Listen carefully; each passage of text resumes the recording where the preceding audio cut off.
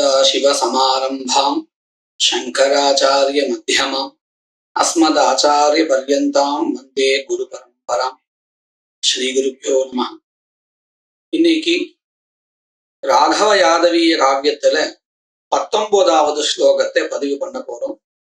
இந்த ஸ்லோகத்தை நாம நேரடியாக படிக்கும் பொழுது சூர்பனகையினால தூண்டப்பட்டவனாக அந்த சூர்பனகையினுடைய சகோதரன் கரன் ராமருடன் யுத்தம் புரிய முற்படுகிறான். அந்த யுத்தத்துல ராமன் இந்த கரன் என்கின்ற அசுரனை வதம் செய்யலார் அப்படிங்கிறதாக இந்த அர்த்தம் கிடைக்கிறது. இதே ஸ்லோகத்தை பின்னாடியிருந்து படிக்கும் பொழுது இந்திரன் கிருஷ்ணரிடம் மிகவும் பணிவான வார்த்தைகளுடன் சொன்னான். என்ன சொன்னான் அப்படின்னு கேட்டா, இந்த பாரிஜாத விருட்சத்தை நீங்க பூலோகத்துக்கு எடுத்துட்டு போயிட்டேன்னு சொன்னா இந்த ஸ்வர்க்கமானது சோபையை இழந்துடும் அப்படிங்கிறதாக இந்த ஸ்லோகத்தை நாம பின்னாடி இருந்து படிக்கும் பொழுது அர்த்தம் கிடைக்கிறது. இப்போ முதல்ல ஸ்லோகத்தை நேரடியாக படிச்சு அதனுடைய அர்த்தத்தை தெரிஞ்சுப்போம். முதல்ல ஸ்லோகம்.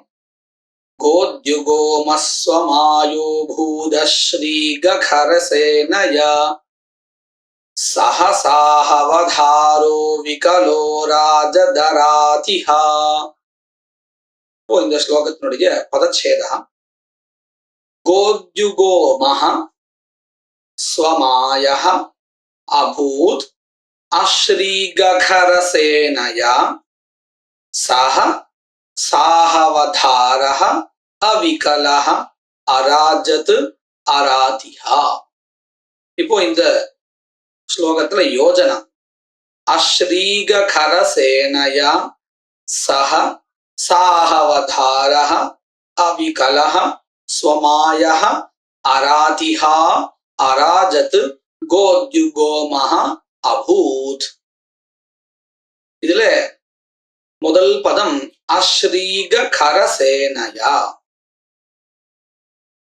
இந்த பதத்துக்கு என்ன அர்த்தம்?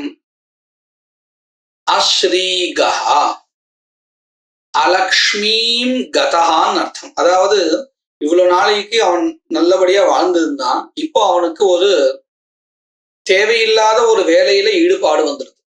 அதாவது ராமனோடு சண்டை போடணுங்கிற ஒரு நிலை வந்துடுது தன்னுடைய சகோதரனினுடைய வாக்கியத்தினால. இது எதை குறிக்கிறது? அவன் அலக்ஷ்மி வசத்துக்கு ஆளாயிட்டான். அலக்ஷ்மியும் கதா. எப்பொழுது நமக்கு அலக்ஷ்மியானது நம்ம கிட்ட நெருங்கிறதோ அப்போ நமக்கு தேவையில்லாத வேலைகள்ல ஈடுபாடு வந்துடுமா.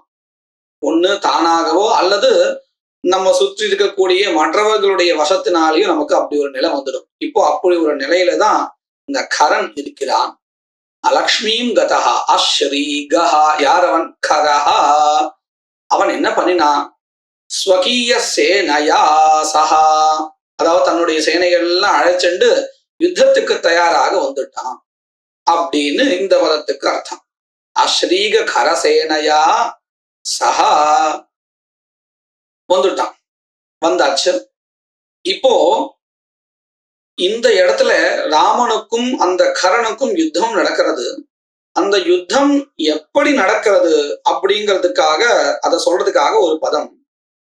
சஹா தேன சஹா அவனோடு சேர்ந்து சாஹவதாரஹா. சாஹவதாரஹா அப்படின்னு அர்த்தம். ச அப்படிங்கிற பதம் ஆஹவ அப்படின்னு தனி பதம், தாரஹான்னு ஒரு தனி மூணாவது பதமா வச்சுப்போம். ஆஹாவ அப்படின்னு அர்த்தம் யுத்தம்னு அர்த்தம். ஆஹவான்னா யுத்தம். அதோடு சேர்ந்த யுத்தத்தோடு இப்போ யுத்தத்தோடு இருக்கிறான். அது மட்டும் எப்படி இருக்கு அப்படின்னு கேட்டா, ஒரு தாரையா நடந்துட்டே இருக்கான். அவன் ஒன்றும் சாமானியப்பட்டவனா இல்லை. கரன் ரொம்ப சுலபமாக ராமன் அவனை கொன்னிட முடியல. அவனும் அவ்வளவு பராக்கிரமியா இருக்கான். அதனால இந்த யுத்தமானது தாரையாக தொடர்ச்சியாக சென்று கொண்டே இருந்துதான். ஆனாலும் இப்படி வெகு நேரம் சண்டை நடந்து கொண்டிருந்தாலும் ராமன் எந்த இடத்திலையும் களைப்பை அடையவில்லை. எந்த இடத்துலையும் அவன் சவப்படலையா. அவருடைய தேஜஸ் கொஞ்சம் கூட குறையவே இல்லையா. ததாபி அவிகலஹா. அவிகலஹான்னு அர்த்தம் வைகல்யரஹிதா. எந்த விதமான ஒரு மாற்றமும் அற்றவராக இருந்தாராம். அவ்வளவு தொடர்ச்சியா சண்டை நடந்தாலும் அவர் எதிலையுமே ஒரு மாற்றத்தை அடையவில்லை. அது மட்டும் இல்லை, அமாயா ஸ்வகீய அமாயா. மாயா அப்படிங்கிறது இந்த இடத்துல ஒரு அயற்சி தன்னுடைய செயல்ல அது இல்லாதவராக இருந்தார். அதம்பகா, அதாவது தன்னுடைய அந்த ஒரு தேஜஸை இழக்கவே இல்லை. ஸ்வமாயா அதாவது அமாயா சோபா அப்படின்னு அர்த்தம். இப்பேற்பட்டவராக இருக்கக்கூடியவரால் இருந்தார் ராமர். அவர் என்ன பண்ணினார் அப்படின்னு சொன்னா, ஈதுஷா ராமஹா, இப்பேற்பட்ட ராமன் அராதிஹா, அராதின்னா தெரியும், எதிரி, அவர்களை கொல்லுபவனாக இருந்தார். கரதூஷணாதி சத்ருஹந்தா, இப்படியாக எதிரே வரக்கூடியதான அத்தனை சத்ருக்களையும் கொன்று பிரகாசிப்பவராக இருந்தார். இப்படியாக மற்றவர்கள் எதிரிகளை கொள்பவராக இருந்து கொண்டு அராஜத் பிரகாஷத், அவர் பிரகாசித்தார் அப்படின்னு அர்த்தம். ரொம்ப பராக்கிரமியாக இருந்தார். இப்பேற்பட்டவர் இந்த ஒரு யுத்தத்தினால ராமருக்கு ஒரு அதிகப்படியான ஒரு கீர்த்தி கிடைச்சதான். அது எதுவரையும் வியாபிச்சது அப்படின்னு கேட்டா, கோத்யுகோ மகா. நம்ம ஏற்கனவே பார்த்திருக்கோம், இந்த கோ அப்படிங்கிற பதம் பூமியை குறிக்கிறது. தியு பதம் அது தேவலோகத்தை குறிக்கிறது. இந்த ரெண்டும் சேர்ந்தது கௌஷ்ச தியோஷ்ச கோத்யாவோ, அதாவது பிருத்திவியும் சொர்க்கமும் அர்த்தம். இந்த இடம் வரையில வியாப்தமா ஆயிடுத்தான். எது? கீர்த்திஹி. கீர்த்திஹின்னு அப்படிங்கிற அர்த்தத்தை கொடுக்கக்கூடிய பதம் இங்க என்னது? உமா. உமாங்கிறது இங்க கீர்த்திங்கிற அர்த்தத்தை கொடுக்கக்கூடியது. இது நமக்கு கோஷத்துல தெரியறது. கீர்த்தி காந்திஷு அப்படின்னு நமக்கு உமா கீர்த்தி, ஹரித்ரா கீர்த்தி காந்திஷு அப்படின்னு இருக்கு. கீர்த்தி என்கின்ற ஒரு அர்த்தத்தை கொடுக்கக்கூடியதாக இந்த உமாங்கிற பதம் இருக்கு. இப்போ இவரை வென்று பிரகாசித்து கொண்டிருக்கிறார் இந்த ராமன். இவருடைய இந்த புகழானது எதுவரையில் சென்று அடைந்திருக்கு அப்படின்னு சொன்னா, முழு பிருத்திவியிலையும் பூமியிலையும் இவருடைய புகழானது அடைஞ்சிருக்கு. அது மட்டும் இல்லை, ஸ்வர்க்க பரியந்தம் இவருடையதான அந்த கீர்த்தியானது பரவி இருக்கிறது. அப்படியாக இந்த ஸ்லோகம் நேரடியாக படிக்கும் பொழுது இந்த கரவதத்தையும் ராமனுடைய அந்த பராக்கிரமத்தையும் அவருடைய புகழ் எதுவரையில் சென்று அடைந்திருக்கு அப்படிங்கிறதையும் ரொம்ப அழகா கவி சொல்லியிருக்கார்.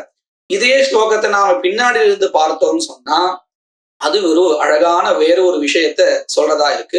முதல்ல ஸ்லோகம் எப்படி இருக்குங்கிறத நம்ம பார்க்கலாம். ஹாதிராதஜரா லோக விரோதாவ ஹசாஹச யானசேர ககஸ்ரீத பூயோ மாஸ்வமகோத்யுகஹ. இப்போ இந்த ஸ்லோகத்தினுடைய பதச்சேதா, ஹ அதிராதஜராலோக விரோதாவஹ சாஹச யானசேர கக ஸ்ரீத பூயஹ மா ஸ்வம் அகஹ த்யுகஹ. இப்போ இந்த ஸ்லோகத்தினுடைய அன்வய, அதிராதஜராலோக விரோதாவஹ சாஹச, இது ஒரே நீட்டமா இருந்தாலும் ஒரு பதம் தான். இது சம்போதன அந்தமா இருக்குது. யானசேர கக ஸ்ரீத ஸ்வம் த்யுகஹ அகஹ பூயஹ மா. இதுல முதல் 3 பதங்கள் நம்ம என்ன சொன்னோம், எல்லாமே சம்போதனமா இருக்கு. கிருஷ்ணரை கூப்பிடும்படியாக வெளிவேற்றுமைன்னு நம்ம சொல்லுவோம் தமிழ்ல. அதுதான் சம்போதன பிரதமா. அந்த சம்போதனாந்தமா இந்த பதம் இருக்கு. மொத்தம் 3 பதங்கள் இதே மாதிரியாக இருக்கு. இப்போ இந்த பதங்களுடைய அர்த்தம் என்னன்னு நம்ம பார்க்க போறோம். அதுல முதல் பதம் அதிராத ஜராலோக விரோதாவஹ சாஹசா. என்ன அர்த்தம்? முதல்ல அதிராதஹா அப்படின்னு ஒரு பதத்தை எடுத்தோம், ஒரு பகுதி எடுத்துன்னு நம்ம பார்ப்போம். நீட்டமான பதமா இருக்கிறதுனால பகுதியை நாம அர்த்தம் சொன்னா சௌகரியமா இருக்கும். அதிராத, அதிராதஹா அப்படின்னு பதம் சமாசமாகும் பொழுது அந்த பிரத்யத்துக்கு லோபம் வந்துடும். இப்போ அதிராதஹா, அதின்னா அத்தியந்தம், ராதஹா தாதாரஹா. இந்த கிருஷ்ணரை கூப்பிடும்படியா இந்த பதம் இருக்கு. அவர் எப்பேற்பட்டவரா இருக்கார்? அத்தியந்தம் ராதா, கேட்கறதுக்கு எல்லாம் அள்ளி கொடுக்கக்கூடியவர். அது மட்டும் இல்லை, அஜரா நிர்ஜராஹா தேவாஹா. அஜரா அப்படிங்கிற பதத்துக்கு நிர்ஜராஹா, அதாவது மூப்பற்றவர்கள். அவர்களுடைய, அதாவது இந்த மூப்பற்றவர்கள் அப்படின்னு நம்ம சொல்லணும் இல்லையா, அந்த தேவர்களுடைய ஆலோகஹா, ஆலோகஹான பிரகாஷகான்னு அர்த்தம். தேவர்களுக்கு ஒரு சிறப்பு என்னது அப்படின்னு கேட்டா அவர்கள் மூப்பற்றவர்கள். அதுவே இப்ப போயிடும் போல இருக்கு. அதுதான் அவர்களுக்கு ஒரு தேஜஸும் கூட, ஒரு சிறப்பும் கூட. நிர்ஜராகா அப்படின்னு சொன்னா தேவாகா, அவர்களுடைய ஆலோகா தேஜகா தத்விரோதாவகம், அந்த தேஜஸுக்கு ஒரு விரோதமானது அப்படின்னு அர்த்தம். அந்த தேஜஸை நாசம் பண்ணக்கூடியது. எந்த தேஜஸ்? இவர்களுக்கு இருக்கக்கூடியதான ஒரு சிறப்பு இருக்கே, மூப்பற்றவர்கள் அப்படின்னு, அந்த சிறப்பு இந்த விருட்சம் எடுத்துட்டு போயினா போயிடுமா. அத பண்ணக்கூடியவராக இந்த கிருஷ்ணர் இருக்கார். அதாவது எல்லாவற்றையும் கொடுக்கக்கூடிய தேவர்கள் அர்த்தம், கிருஷ்ணன் அர்த்தம் இல்லை இந்த இடத்துல. அவரும் தேவரா இருந்தாலும் இப்போ அவர் தனியா தான் நம்ம வச்சுட்டு பேசி ஆகணும். அவரை தவிர்த்து இருக்கக்கூடிய தேவர்கள். இவர்கள் எப்பேற்பட்டவர்கள்? தேவர்கள் எதை கேட்டாலும் கொடுக்கக்கூடியவர்கள். அது மட்டும் இல்லை, இவர்களுக்கு மூப்பும் கிடையாது. அதனாலேயே இவர்கள் தேஜஸை கொண்டுள்ளனர், அதாவது சிறப்பை கொண்டுள்ளனர். இந்த சிறப்புகளுக்கெல்லாம் விரோதமான ஒரு சாகசத்தை பண்றார். யாரு? கிருஷ்ணர். சாகசம் அப்படிங்கிறது நாம தமிழ் மொழியில பார்க்கும்போது வேற ஒரு அர்த்தம் கிடைக்கும், சாதிப்பது அப்படின்னு. ஆனா இங்க அப்படி இல்லை. சாகசம்னு சொன்னா சகசா கிரியமானம், ஆலோசிக்காமல் செய்யக்கூடியது அல்லது ரொம்ப வலுக்கட்டாயத்தோட செய்யக்கூடியது அப்படின்னு அர்த்தம். கிருஷ்ணன் இப்ப அதுதான் பண்ணிட்டு இருக்க. அந்த விருட்சத்தை கண்டிப்பா கொண்டு போயாகணும் அப்படிங்கிற ஒரு இதுல பலவந்தமாக இந்த காரியம் பண்றார். அப்பேற்பட்டவர் கிருஷ்ணர். அதையே அவரை சம்போதனமா வச்சு கூப்பிடுறார். இப்படி தேவர்களுக்கு இருக்கக்கூடியதான சிறப்பை நாசம் செய்கின்ற செயலை உடையவரே, பலவந்தமாக செய்பவரே அப்படின்னே ஒரு வெளிவேற்றுமை கிருஷ்ணரை இப்படின்னு அழைக்கிறார். அது மட்டும் இல்லை, யானசேர ககா, இந்த பதம் யார சொல்றது அப்படின்னு கேட்டா கிருஷ்ணரை தான் சொல்றது. எப்படி சொல்றது அப்படின்னு கேட்டா, இங்க யான ச இரா அப்படின்னு இருக்கு. இரா அப்படின்னா வாக், எப்பேற்பட்ட வாக் அப்படின்னு சொன்னா வேத வாக் அப்படின்னு அர்த்தம். இந்த வேத வாக்கை கொண்ட ககஹ, ககஹான கருத்மான். இந்த கருத்மான கருடனை யானமாக, அதாவது வாகனமாக கொண்டவர். கருடனுக்கு இப்படி ஒரு சிறப்பு உண்டு. அதாவது வேதஸ்வரூபி அப்படின்னு கருடனுக்கு பேர் உண்டு, அல்லது வேதத்தினால போற்றக்கூடியவர் அப்படிங்கிற ஒரு சிறப்பு இந்த கருடனுக்கு உண்டு. நாம இந்த மாதிரியான ஒரு வர்ணனைகளையும் பல இடங்கள்ல பார்க்கலாம். உதாரணத்துக்கு யாதவாபியுதயத்துல கூட பார்க்கலாம். ஸ்ருதி ரூபேன வாஹேன சேஷகங்கன சோபினா ஸ்வாங்கிரி சௌரப திக்தேன தத்த சங்கிராம தோஹலம் அப்படின்னு யாதவாபியுதியில இப்படி ஒரு ஸ்லோகம். அதாவது இங்கேயும் விஷ்ணுவை தான் இங்க ஸ்துதி பண்ணும் பொழுது ஸ்ருதி ரூபேன வாஹேனா அப்படின்னு சொல்லிட்டு இருக்கா.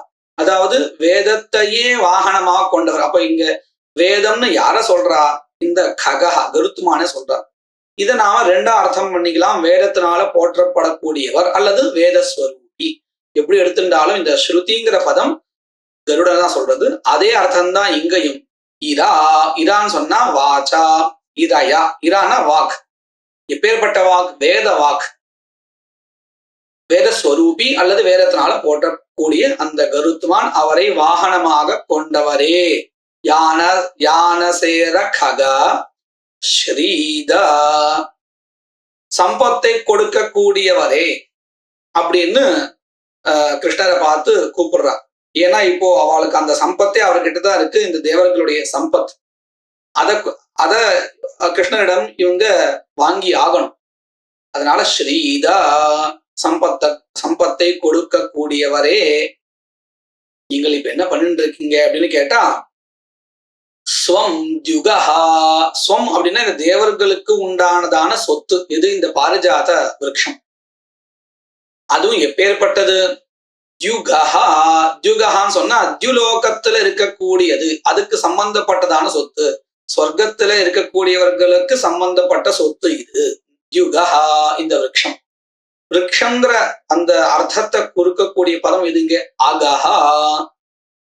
அதாவது சொர்க்கலோகத்துக்கு சொந்தமானது இந்த விருட்சா. இது பாரிஜாத விருட்சா. இதை நீங்கள் பூயஹா, பூயான்னு சொன்னா புவம் யாதீதி பூயா, பூலோக கதா, அதாவது பூலோகத்தில் இருப்பதாக மா பூத் செய்யாதீர்கள் அப்படின்னு என்ன அர்த்தம்? இது நீங்க பூலோகத்துக்கு எடுத்துக்கொண்டு சென்று விடாதீர்கள் அப்படின்னு பிரார்த்தனை பண்றா. இதைத்தான் நம்ம போன ஸ்லோகத்திலேயே நம்ம பார்த்தோம். இந்திரன் ரொம்ப மிருதுவான அதே சமயத்துல பணிவான வாக்கியங்களால கிருஷ்ணரை நோக்கி பேச ஆரம்பித்தான். இந்த விஷயத்தை தான் இந்திரன் கிருஷ்ணன் இடத்துல சொல்லியிருக்க. மேற்கொண்டு என்ன ஆக போறது அப்படிங்கிற விஷயத்த நாங்க அடுத்த பதிவுகளில் பார்க்கலாம்.